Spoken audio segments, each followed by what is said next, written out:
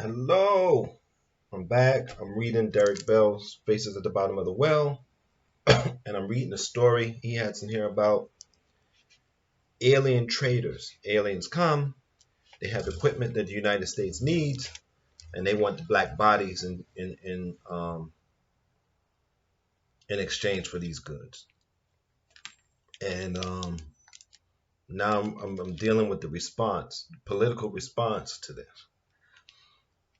Now, Mr. President, after receiving your invitation to this meeting, I have no difficulty in guessing its agenda and predicting how many of you come down in favor of accepting the space trader's offer. And so looked up Howard's speech.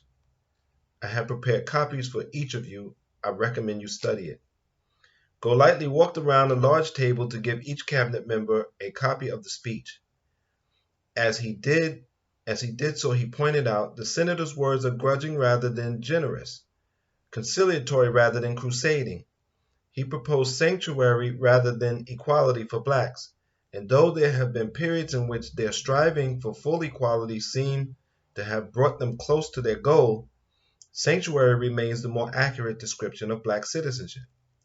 Returning to his place, Golightly continued, this status has provided this nation an essential stability, one you sacrifice at your peril.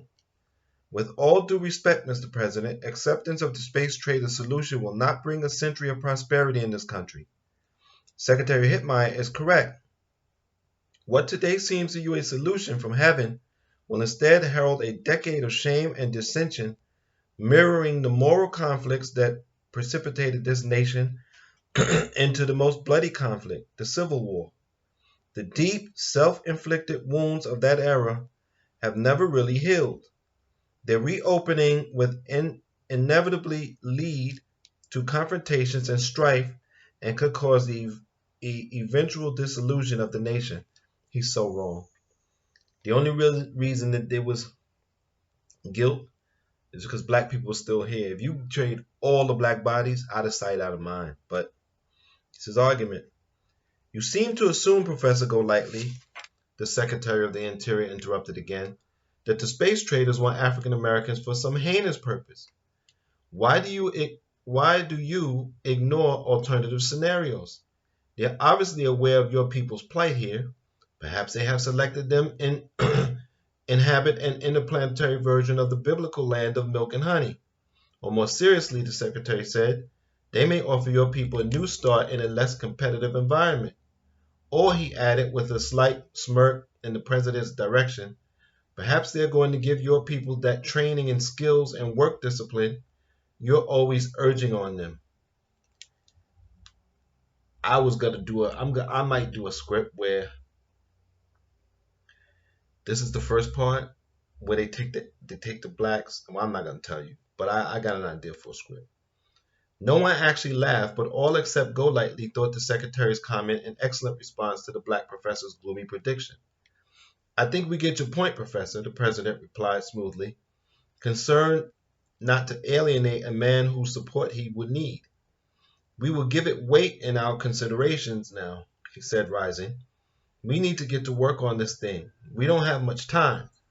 He asked the Attorney General to draw up a rough draft of the proposed legislation by the end of the day, and he told the rest of his cabinet that his aides would shortly be bringing them specific assignments. Now let's all of us be sure to keep to ourselves what was said at this meeting. And he glanced meaningfully at Professor Golightly. Well, that's it for now, people. Meeting adjourned. Long after the others had departed, Gleason Golightly sat at the long conference table. His hands were folded. He stared at the wall. He had always prided himself as the man on the inside, while speaking in support of conservative policies.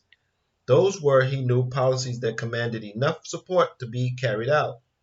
As a black man, his support legitimated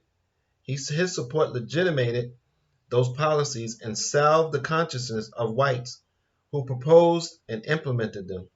A small price to pay, Golightly had always rationalized for the many behind the scenes favors he received. The favors were not for himself. Golightly, a full professor at a small but well-endowed college, Neither wanted nor needed what he called blood money.